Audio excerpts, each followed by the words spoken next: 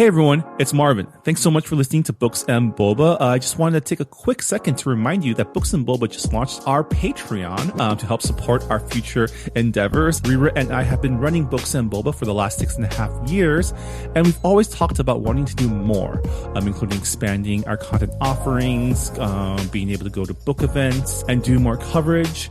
And so to help us get closer to those ambitions, we started a Patreon to help us grow and to better support books by Asian and Asian American authors. We are offering 2 tiers for our Patreon. The first is our regular Boba member coming in at $3 a month, which will give you access to our brand new Books and Boba Discord server so you can engage with your fellow Books and Boba Club members and also Rira and myself in real time. This is where we'll be aiming to move the bulk of our book club discussions, but rest assured we'll still have a presence on Goodreads as well. And our premium tier is our Honey Boba member tier coming in at $5 a month, where in addition to access to our Discord server, you'll also get access to our monthly Boba Chats, a bonus podcast where Rira and I and some guests will get together each month and have a more casual discussion on stuff that may or may not be book related, as well as answer some listener Q&A. Honey Boba members will also have access to a poll to help decide an official Books and Boba book pick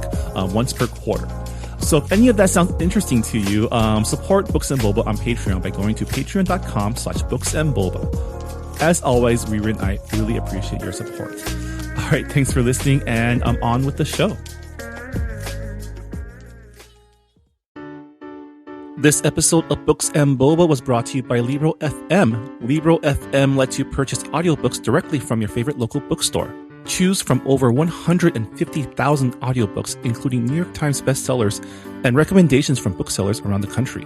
With Libro FM, you'll be getting the same audiobooks at the same price as some of the bigger audiobook sellers, while also supporting your favorite local bookstore.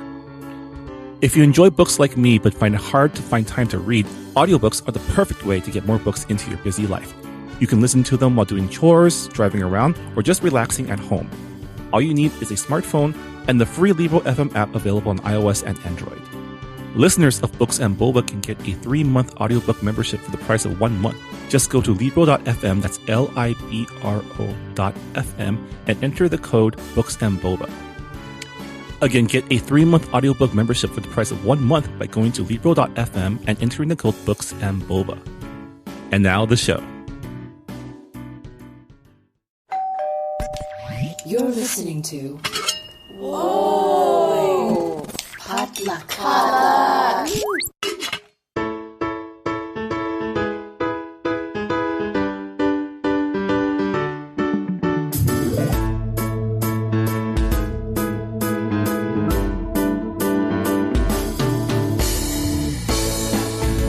And welcome back to Books and Boba, a book club and podcast featuring books by Asian and Asian American authors. My name is Marvin Yue. And my name is Rira Yu. And we are here on week 3 of Asian American Heritage Month and week 3 of Books and Boba's inaugural Asian Books Challenge. Rira, how are you doing? How are you surviving? I'm surviving on coffee. It's been a very busy week, and then next week is even busier. As fun as it's been with like the books challenge and just like following all of the Asian American author events that have been happening online, I'm tired. So I can't wait until June happens. Yeah, not to be like a broken record about this, but it's been extra tiring this month, I think, because of all the virtual events. And I definitely feel like I am screen fatigued. As much as I was on screens already, it's been at least double this last few months. Yeah, definitely. I just need to like unplug for all of June, which is not possible because we still need to, work and do stuff. But oh man, it's times like these where I'm glad I got a Paperwhite Kindle and not one of those like LCD ones, Okay, well, I have one of those LCD ones. I do have like the first. No, it's not the first one. Maybe it's like the third model of the Kindle. It's not Paperwhite. It's still like grayscale. It was actually like the first. Like it was actually a birthday present that I got from Dan for the first time. And then on a different birthday, my friend also bought me a Kindle, and it was like the Kindle Fire. So I was like, okay, well, like it's I guess people give me Kindles for my birthday, and I just, I don't get to pick which one comes in. So yeah. Hey, you got a brand. People know what you want. That's true. I have a very, very clear brand. Well, we're here this week to talk about the book news of May 2020. Despite it being a slow period for the economy, there were quite a few book deals that came out during this time. I guess with more people stuck at home, there's more people writing. That's my theory. I don't know. Well, you know how publishing works. Like, it says like books are going to come out in 2021, 2022. But these books were probably written like maybe a year before, back in like 2019, 2018. So like publishing is always on a weird like 2 to 3 year schedule. We'll also be recapping week 3 of Asian Books Challenge. So stick around for that. But Rira, let's just get into it. Why don't you start us off with our first story? All right. So in a 6-figure auction, Simon Pulse bought MIT student and her campus 22 under 22 honoree Rona Wang's debut novel, You Had Me at Hello World. The YA rom-com follows a Chinese-American teen who is invited to a weekend-long coding competition at MIT, where she teams up with a cute tech industry prodigy to work on an app to help immigrants connect and put down roots. Publication is slated for spring 2022. Yes, the summer camp rom-com. I really like the title. You Have Me at Hello World. Yeah. Did you ever program a Hello World app? Wait, there's a Hello World app? I thought it was like a reference to the romantic line, You Had Me at Hello. Oh yeah, but Hello World is basically it's the first thing you ever learn in computer programming. It's a one-line program that just has to compile and return Hello World on the screen. Yeah, no, that just flew over my head. Nope. It's lesson 1 of any computer programming class you take in high school or in. I have not taken a single programming class, so I took a C++ class in high school. It was fun. The only coding I know is from like Zanga. Our next story, Berkeley acquired Jesse Q. Sutanto's Dial A for Aunties, pitched as Crazy Rich Asians meets Weekend at Bernie's. The book follows a young wedding photographer who, along with her mothers and aunts, tries to hide the body of her blind date while working the wedding day of a wealthy client. Publication is tentatively set for April 2021. This is intriguing to me. Yeah.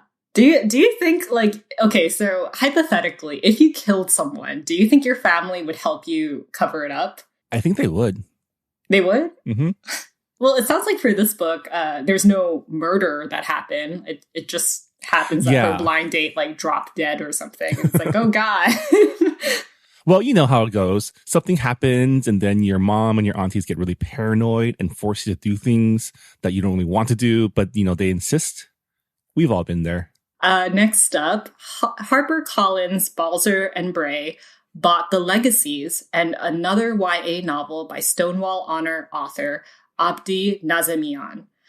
The Legacy follows 5 wildly different teens who confront their boarding school's culture of abuse while facing their own demons in an exclusive writing class. Publication is planned for spring 2021. So Abdi Nazemian is the author of The Authentics, and I've heard wonderful reviews about that book. So I'm guessing that this book will also be pretty great to read.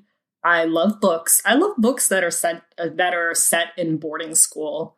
Maybe it's because like there's just like this romantic notion to it, because it's like college for like high school students, because you're like away from your parents, and it's like, and it's just like a question of like how would you act without like your parents about when you're that young? That's true. When you're only when your only like 15. Parental figure is like your Robin Williams character from not Stand and Deliver. What's that movie? The one with the Dead Poet Society. Oh, Our next story is Harper Alley acquired world rights to Friendbots by former Google product designer Vicky Fang, who is also the author of the Layla and the Bots series. The STEM-inspired early graphic novel series is about friendship and robots. Publication of both books is set for spring 2021. It's never too early to get the kids started in STEM. Yeah, and through graphic novels, it seems. That's really nice. We have been seeing an influx of graphic novels and memoirs for younger kids, and also novels about like science. I mean, the next generation is like they have the daunting task of trying to save this planet. So got to start early, you know? Yeah. Yeah. Okay, so next up, we have HarperCollins acquired world rights to Playing at the Border, A Story of Yo-Yo Ma by Joanna Ho.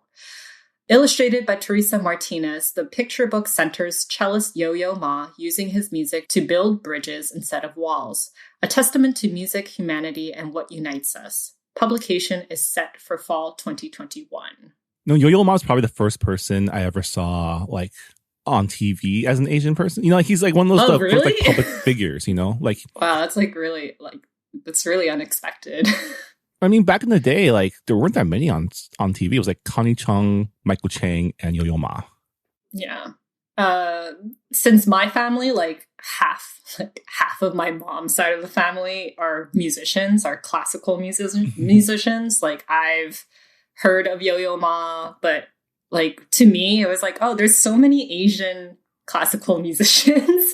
So like I didn't really see the big deal around Yo-Yo Ma until like much later when I got into, you know, the Asian American community and, you know, heard about like the impact of Yo-Yo Ma's work. So yeah, picture book.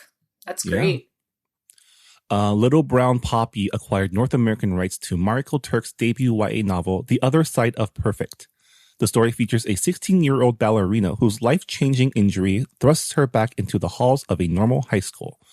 As she navigates a world without her passion, she discovers friendship and romance and finally confronts the discrimination in the dance industry that she tried hard to ignore. Publication is scheduled for summer 2021. Yo, I love ballet books. Especially ballet drama. I love ballet dramas. I love ballet movies. I don't think there's a single like movie or show that is about ballet that I have not seen. And I say that with confidence. I had friends who were in ballet companies when they were like, you know, when they were children. So it's really, really intense. Like, I don't know how they did it while they were still enrolled in public school. Yeah, and it's an industry and community, I guess, audience that is notoriously, if not actively hostile, like passively hostile to people of color, right? So I think it's cool that this book is addressing those issues. Yeah. Next up, HarperCollins bought debut author Vanessa Len's Monsters trilogy, which is set in London. When the boy she loves turns out to be a legendary monster slayer, teen half-monster Joan must embrace her own monstrousness to stop him from killing everyone she cares about. The first installment, Only a Monster, will publish in fall 2021. So what is this genre? Like, it's not enemies to lovers because they're already... Yeah, it's more of a Romeo and Juliet thing, right? Where they're like on opposite sides of like a war. I guess so. Like, yeah, what is this trope? What is this? Rivals to lovers? But they're already lovers, though. That's true. It's like lover turns out to have secret identity and wants to kill everyone you love. But it's complicated. This reminds me of Buffy the Vampire Slayer. Because like for like the first couple of seasons, Buffy's love interest is a vampire. Right, Angel, right? Yeah, Angel. So you have like that going on. Well, and then it becomes Spike, who is also a vampire. Yeah. Buffy was great.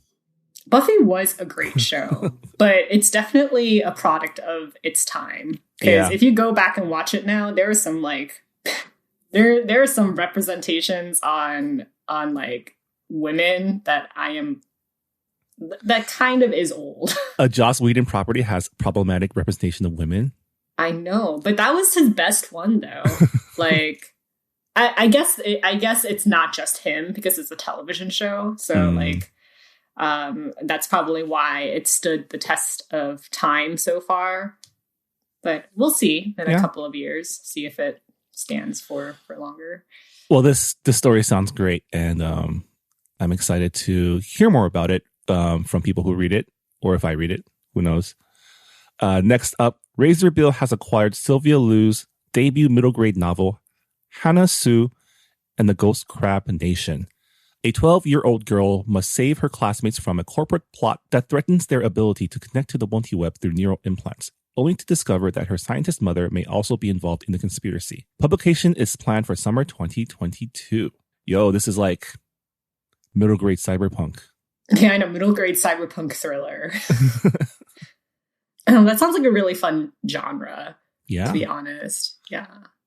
You know, you got to start these kids young, expose them to STEM, expose them to, cyberpunk concepts of like augmented reality and virtual reality and also corporate greed.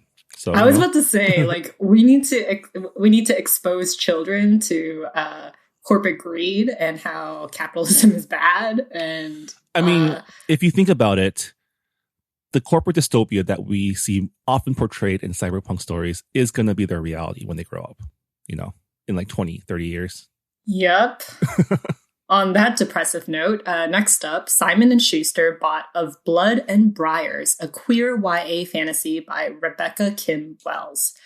Cursed to kill all those she touches, Lena endures an isolated life on the run from her fellow humans. But when an enigmatic stranger offers to help her break the curse in exchange for her aid in assassinating a princess hidden in an enchanted forest, Lena embarks on a quest to win her freedom, no matter the cost. Publication is slated for fall 2021. Cursed to kill all those she touches. So it's like kind of like Midas's touch, but only with death. Yes, exactly like that. The death touch. This sounds pretty cool. Not to predict the plot, but she probably falls in love with the princess, right? Is this where we're going? Yeah, I mean, there's like a queer murder queer love triangle. YA fantasy. Yeah, murder triangle, murder love triangle. Yeah. Sounds great. HarperCollins acquired One Wish by M.O. Yuxel, a picture book biography about Fatima al-Fihri, the 9th century Muslim woman who pioneered the world's oldest university, which is still operating today. Miriam Qureshi will illustrate. Publication is set for winter 2022. I love picture book biographies, by the way. It's cool to see more picture books about subjects we're not exposed to regularly, right? Yeah, and there's like women don't really show up in ancient history or like much older history. Historical tales. They're always kind of erased from history, and their accomplishments are usually stolen by men. So it's really nice that there is a picture book on a remarkable woman of color and who is also Muslim. So that's great. Yeah. Next up, Scholastic bought world rights to educator and STEAM expert Rekha S. Rajun's Amazing Landmarks, an illustrated compendium of 10 iconic global landmarks with interactive stories that prompt readers to understand how and why each was built and explore the unique challenges faced in design and construction. Alex Asfor, graphic artist and founder of Idea Storm Studios, will illustrate. Wow. And there is no publication date that is mentioned here. So like a civil engineering visual guide. Do you remember those books back in, I don't know. So this might be before your time because I am at least half a decade older than you. But there was like the series of picture books by Scholastic. Each of them would be about like a different subject, like castles or knights or, I don't know, dinosaurs or whatever. Do you remember those? Did you? No, I don't. I don't. I feel so bad because I'm making you feel so old. Well, this reminds me of those. Like, kind of, you just go through, look at the pretty pictures, and also learn about, civil engineering, which is cool. I have a lot of friends who are civil engineers, so I think it's cool to have people. Architects get all the praise for like designing cool buildings, but it's really the civil engineers that make sure that those buildings don't fall down and kill people. Yep. Yeah. Next up, Candlewick bought world rights to Suma Subramaniam's debut picture book, Namaste is a greeting, an exploration of Namaste through everyday observation and simple actions to honor the divine within all people. Sanya Prabhat will illustrate. Publication is set for fall 2022. I feel like Namaste is like one of those words like aloha, which has been like appropriated to like oblivion in like mainstream pop culture. Oh yeah, definitely. It's like, I mean, like yoga is now like, I feel like people who do yoga now, like they forget that it used like it's from India and it's not just like invented by like white people here. There's so many yoga studios in Pasadena, y'all, and they're all run by white people. So yeah. HarperCollins acquired world rights to Rise Up and Write It, written by Nandini Ahuja and illustrated by Anusha Syed. An interactive storybook about a young activist determined to build a new community garden for her neighborhood that is both a celebration of civic engagement and a reminder that anyone can make a difference. Publication is slated for winter 2021. Damn, all these books teaching our young people to be better than us. I mean, that's the point of picture books, right? Grow up to be a good person. I know. Before the world corrupts you. Learn from our mistakes. Yeah, next up, Knopf has bought Elizabeth Lim's YA fantasy duology, Six Crimson Cranes, a reimagining of the Wild Swans fairy tale, and a third untitled work. Set in the same world as Spin the Dawn, Six Crimson Cranes centers on an exiled princess who must unweave the curse that turned her brothers into cranes. Assisted by her spurned betrothed, a mercurial dragon, and a paper bird brought to life by her own magic. Publication of the first book is scheduled for summer 2021. So the Wild Swans fairy tale, that's a Hans Christian Andersen fairy tale. That's the Swan Princess, right? No, that's different. There are several fairy tales that are like that have swans in it. Well, I love that they did a twist here where it's the boys that became the birds and not the princess. Yeah. From what I remember of the fairy tale, in order for her to like return her brothers into human form, she has to like make this net out of nettle, and she's not allowed to speak. And a prince finds her, and pretty much like everyone in the town is like, why is she so weird? Why is she not talking? Why is she making this net like a witch, pretty much? And what happens is like she tosses the net, and her brothers turn back into humans, except for one of them who's like arm didn't make it into the net, so like he kind of has like one arm that's a wing, which is pretty cool. But that is all I remember about this fairy tale. I don't really remember the morals of the story. I mean, so that I'm seems really like a pretty comprehensive summary of the plot, so you remember quite a bit. I remember fairy tales pretty well. It's because I read them I read them so many times as a kid. I actually have like a collector's like a full edition of Grimm's fairy tales, and I think I have like a copy of Hans Christian Andersen's fairy tales like in my bookshelf somewhere. Like the OG text where it's all like creepy and like it's like violent. the original tales. Yeah. Nice. HarperCollins Teagan bought Katrina Moore and Zoe C's Teeny Houdini series. Pitched as Junie B. Jones meets Dory Phantasmagori, the chapter books follow Bessie Lee, the teeniest girl in her first grade class, and the disaster that follows when her magic tricks go awry. The first two books are scheduled for winter 2022. Now, I know it's not my like area of expertise or even age, but Junie B. Jones and Dory Phantasmagori, do those mean anything to you? No, it does not. It's been a very long time since, I read chapter books, even for other kids. So I'm pretty curious to how this book is going to be. Yeah.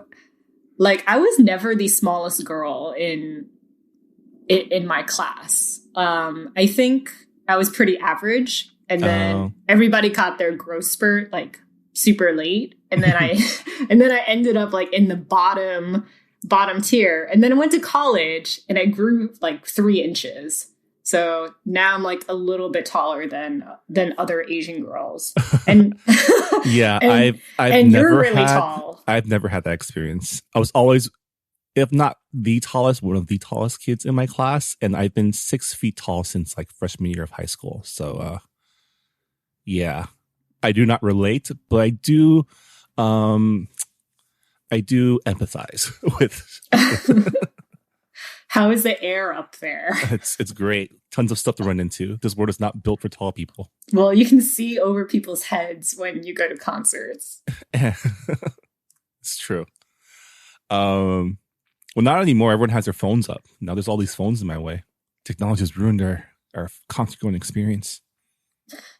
And finally, Houghton Mifflin Harcourt acquired Jeff Yang, Angry Asian Man Phil Hughes, and Wong Fu Productions' Philip Wang's nonfiction title Rise Asian America from the 1990s to Now. The book is described to be a visual history of how generations of Asian Americans powered through stereotypes and mainstream exclusion to push their community into the spotlight and make their culture irresistibly cool. So this is a book written by our friends, which is pretty cool. Angry Asian Man. True. And Jeff Yang are both fellow Potluck podcasters. They have a podcast called They Call Us Bruce on our Potluck network. And Phil Wang, of course, is one of the founders of Wong Fu Productions, one of the original Asian American content creators on the internet. We actually went to college together. Like, we weren't friends back then, but we were at UCSD at the same time, which is really cool. So you pretty much like were there for the lip sync videos, which were like the early Wong Fu works. I remember sharing those on our college FTP drives because, yeah, this was like 3 or 4 years before YouTube even came out. So the only way to share videos is to download them off of like FTP drives. So we all had the link to Phil's FTP, and then we were sharing that link to our friends in other colleges, and that's how the whole thing spread. So like back in the day, viral videos weren't just like share a link. Like you had to share a link, download it, and then play it on your computer. Yeah, it's crazy that it was before YouTube, because YouTube became like mainstream in 2008. So yeah. I think it's also when a lot of Asian American YouTubers came into prominence. So you have like David Choi and AJ Raphael. I think that's when they started posting their music. And there was just like this renaissance of like Asian American musicians and also filmmakers who were posting their work. Yeah. And yeah, like I'm sure like Phil's and Philip Wang's book will cover all of that. Well, congrats to them on their book deal. Looking forward to seeing what they come up with. And probably have them on our show once it comes out. I know. Finally our worlds intersect. And with that, that'll do it for our book news roundup for May 2020. That was a lot of stories. We went through that was like almost half an hour of book deals. You say it's a half an hour of book deals, but we don't know how long it's going to be once it's edited down. Yeah, cut out all of our false starts and all the flubs that you will never hear. Yes, this is an edited show. Sorry to break your illusion. Yeah, that this show is just like unedited. We are actually terrible live readers, so there's a lot of editing to go around. But yeah, let's wrap up this episode with our week 3 recap of Asian Books Challenge. For those of you following along, we are now at day 15 for our recap. As of recording, we are on day 22. So let's get through it. Day 15, Central Asian main character. This one was obviously the hardest one in our books challenge. Unfortunately, a lot of Central Asian authors are, their works are not translated into English. They are translated into Russian, but Central Asia, mostly because of censorship, a lot of those books don't come our way. And a lot of American authors don't really feature Central Asian characters. So I really wanted to show people's blind spots for this challenge. Yeah, and this area is definitely a blind spot for me. I actually watch more Central Asian movies than I do read books from that region. But I think so. So what I did here was go with I cheated and just picked what Rira picked. I have my own picks. I actually recommended 3 books. It was very, very hard. So what was the book that you stole from my recommendations, Marvin? I took the one that you put up on the official Books and Boba profile. So The Dead Lake by Hamid Ismailov, about a boy who jumps into a radioactive lake to impress a girl and becomes growth stunted for the rest of his life. I haven't read it yet, but it sounds dramatic. I was about to say depressing, but I actually don't know if it's depressing or not. But Central Asia is one of those places that is constantly either being oppressed culturally or being oppressed economically and at the whims of the larger powers around them. So I think stories that explore that relationship is really important for us to understand the impacts of like cultural imperialism on developing countries. Yeah, definitely. So the first book that I picked for this prompt was Half a World Away by Cynthia Kotohada. It's about a troubled Romanian adoptee boy who travels to Kazakhstan with his family when they're about to adopt his new baby sibling. And it kind of explores like what it means to be an adoptee and feel like you've been like caught up from your roots, and pretty much like the protagonist feels like his parents are adopting a new baby because he's not enough. So it kind of explores that theme. And Cynthia Kotohada is a Japanese American author, but she adopted her son from Kazakhstan. And I actually learned this quite a while ago. I learned that there's a lot of Korean people in Kazakhstan and Uzbekistan because like what happened was there were a lot of Koreans who were living in Russia way before World War I, way before the division of Korea. And once Stalin came to power and the Japanese were colonizing Asian countries, Stalin was like, "Oh, we can't trust the Koryo Saram, the Korean people who are living in our country." So he deported over 100,000 Korean people, and they ended up in Kazakhstan and Uzbekistan, and they were welcomed there, even though they struggled a lot in their early years. Yeah. So I really want to read books by that diaspora, but again, like they're not translated into English. Most of them are in Russian. And the other book that I recommended was The Tale of AP by A.K. Welsapar. He's a Turkmenistan author. And his book is about fishermen who live in this like small town in Turkmenistan, and they're at the brink of losing their ancestral home to the Soviets. So obviously I have not read it, but it is a book that I wish it was translated into English so that I can read it. Or maybe it is translated into English. I'm not sure.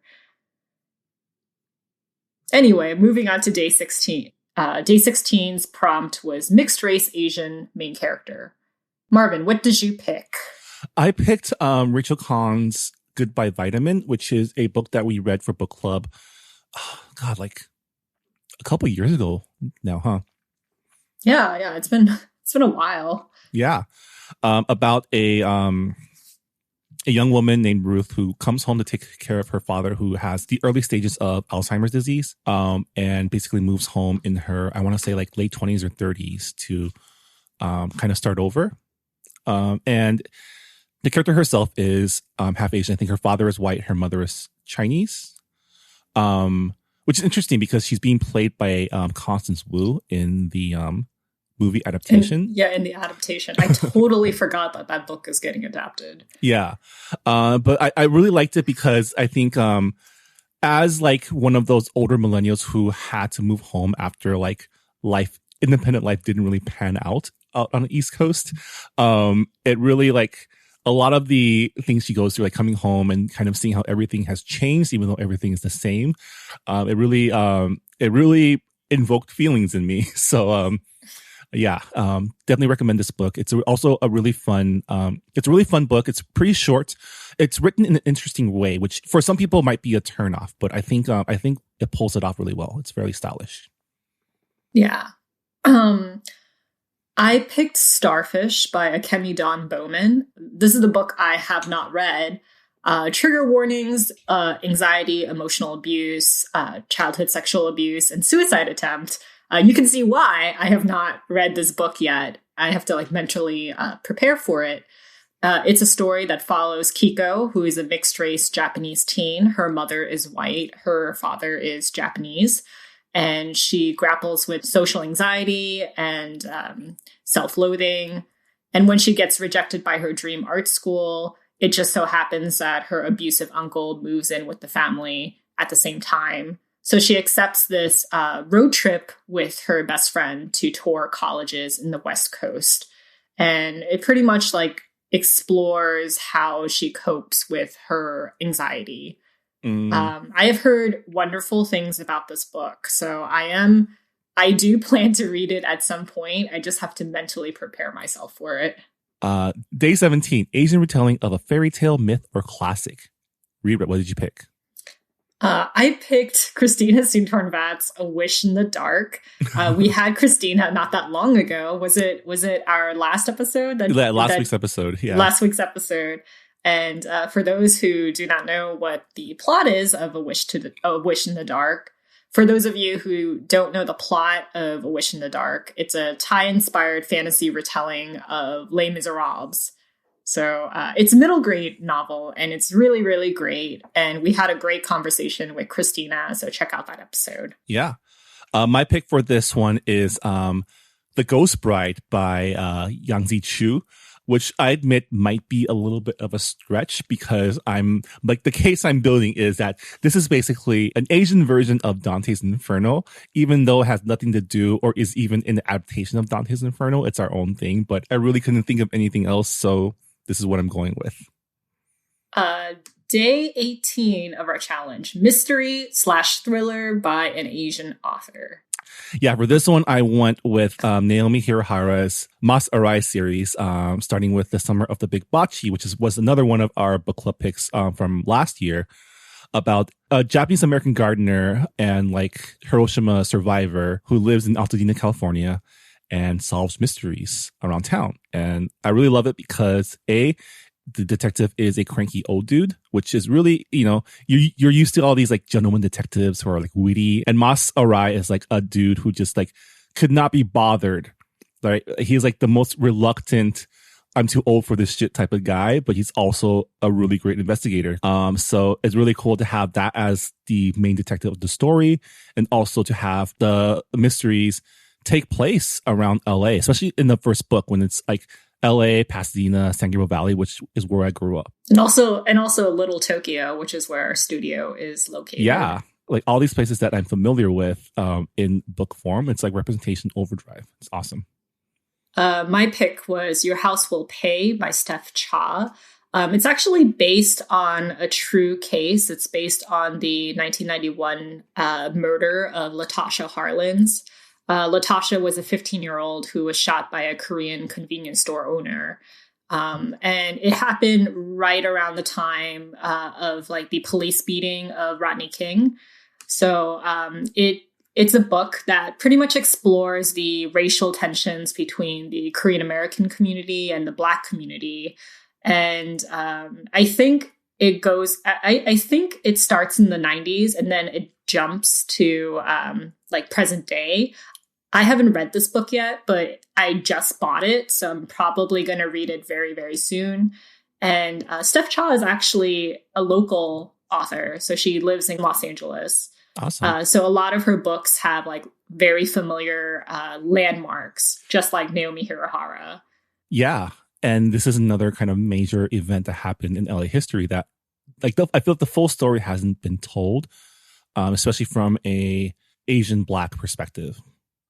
Day 19, Southeast Asian main character. What did you have for this one? I picked The Best We Could Do by T. Bui. We had T. Bui early on our show. I think we interviewed her in like episode 11. So very, very early on. And it's a graphic memoir about her family's escape from South Vietnam during the war, all the way to their relocation in San Francisco. And it's pretty much about like displacement and how do you like rebuild your life after like something that was so traumatic. Yeah, and apparently like a lot of people really like the book as well, because we've been getting a lot of positive reviews on our Books and Boba Instagram. Yeah, I mean, there's a lot of there's more and more stories these days about the refugee experience, especially Vietnamese and Southeast Asian refugees, stemming from the conflicts in Southeast Asia in the 70s. And I think what Best We Can Do does really well is tell these stories in a way that's very accessible, right? You learn about things like not only war trauma, but generational trauma and refugee trauma, and what that does to families and their sense of stability. It's a perfect book to give to someone to like get them into graphic novels as a storytelling device, because it does its job really, really well. Yeah. And like, you know, graphic memoirs, like that's a relatively new genre, I think. And we've been seeing it with a lot of like Asian and Asian American authors. So it's really awesome to see that in literature. Yeah, my pick was Dog Eaters by Jessica Hagedorn. It's a book that I first read in Asian American lit class back in university. It's an older book. I think it was published in, I want to say, the early 2000s. It's a historical fiction book. It's a multiple perspective story about life in the Philippines during the Marcos dictatorship. And reading it in a class where you were forced, right, to read critically, it was the first time I was confronted with the ideas of like American imperialism, especially cultural imperialism in like developing countries in Southeast Asia, where essentially the U.S. was a colonizing power, not only politically, but also culturally during this time. Like the U.S. was like trying to export American values, capitalism, consumerism to the entire world in the effort to combat, the rising communist regimes in Europe and Asia. And how America kind of exported our own class divides to these countries as well. So it's not an easy book to read. There's a lot of perspectives, and the book does jump around into a lot of characters. But it's definitely a book that helps you understand like the effects of Western influence in Asia during this time. So day 20 of our Asian Books Challenge was a middle grade novel by an Asian author.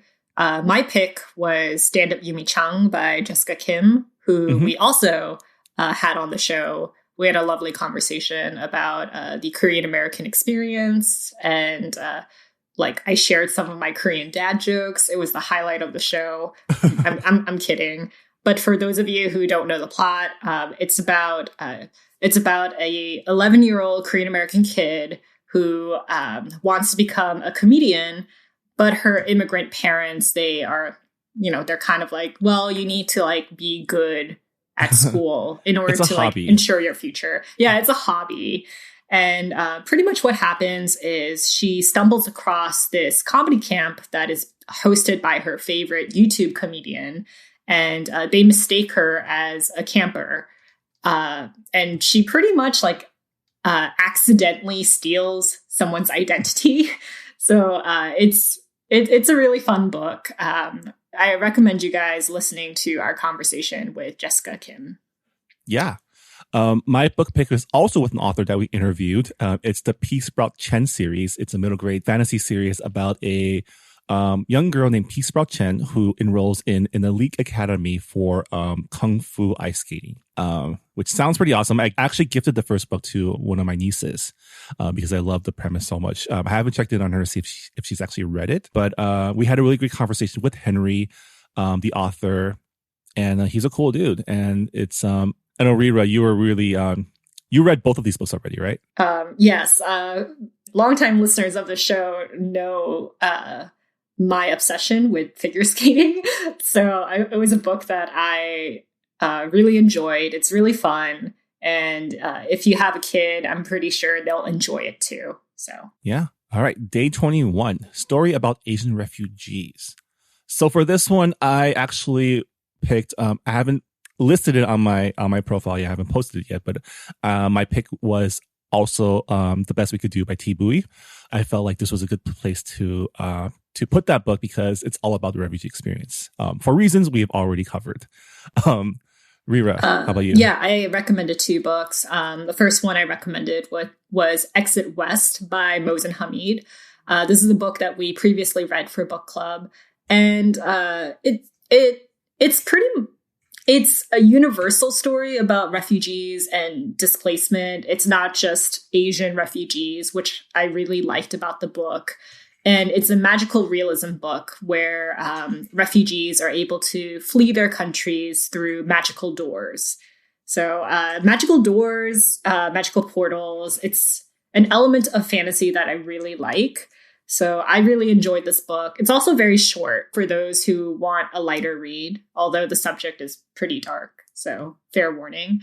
The second book that I recommended was The Refugees by Viet Thanh Nguyen. I picked it because it had, like, the title is Refugees. How can I not pick it? Viet Thanh Nguyen is a Pulitzer Prize winning author. His novel, we read his novel for a book club. His novel was The Sympathizer. And The Refugees is a short story collection.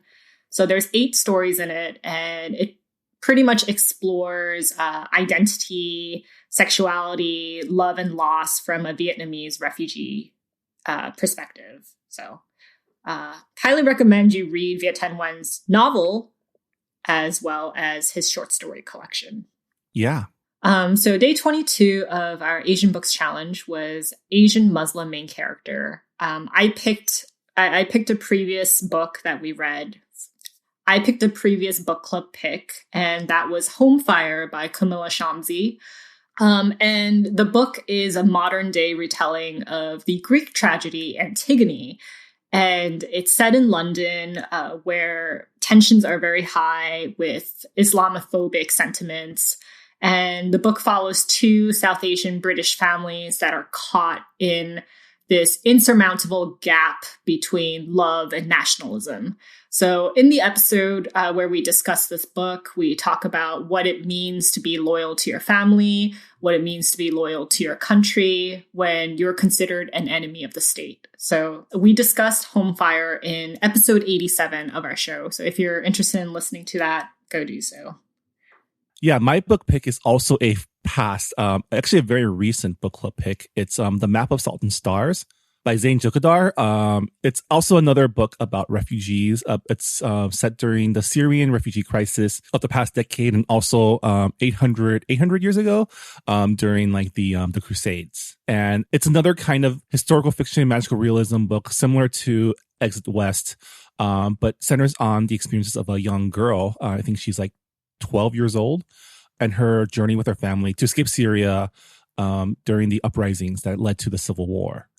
Also, not the most lightest read. There's a lot of terrible stuff that happens to this family, but it's also as far as I can see, an accurate portrayal of being a refugee through the eyes of a child, which is something that a lot of people, when people think about refugees, they think about like the teams of people trying to like enter a country or seek safety. But, sometimes you don't realize that these large groups of people all include individuals with their own wants, desires, needs, and importance, right? So for those of you who haven't read it yet, who haven't listened to our discussion yet, definitely check it out because I think it's worth reading to gain some empathy towards refugees. Yeah, definitely.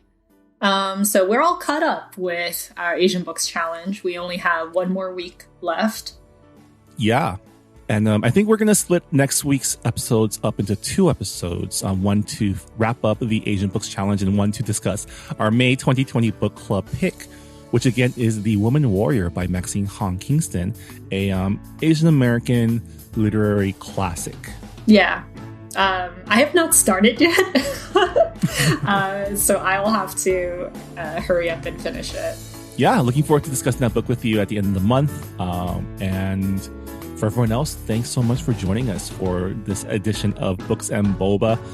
Hope you are keeping safe during the lockdown and reading some good books. Yeah, now is a great time to read, especially with social distancing. So definitely check out some of the recommendations that we listed on our episode, and also check out the hashtag to see what other people are recommending. And most bookstores right now are open for curbside pickup. So if you want to pick up a book, now's the time. All right, and that's a wrap on our episode, and we will see you guys next time. Yeah, thanks for listening. Bye, everyone. Bye. Thanks for listening to Books and Boba. This podcast was hosted by Marvin Yue and Rira Yu and edited and produced by Marvin Yue. Follow the book club on Twitter and Instagram by going to @BooksandBoba and engage with us on Goodreads on our Goodreads group. You can also check out past episodes of the podcast by going to booksandboba.com and by subscribing to us on your favorite podcast app. Books and Boba is a proud member of the Potluck Podcast Collective, a collective of Asian American hosted podcasts featuring unique voices and stories from the Asian diaspora. Learn more about the collective and check out our fellow Potluck shows by visiting the website podcastpotluck.com. Thanks for listening.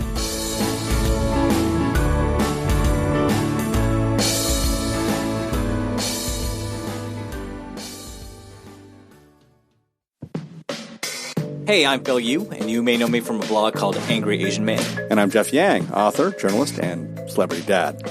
We host a podcast called They Call Us Bruce, an unfiltered conversation about what's happening in Asian America. Each week or so, we host a discussion about some of the most vital and interesting topics in our pop culture and our community, bringing in guests who are shaping and informing this thing called Asian America from Hollywood to D.C. and beyond. We got media, entertainment, food, family, politics, representation. The good, the bad, the WTF of it all.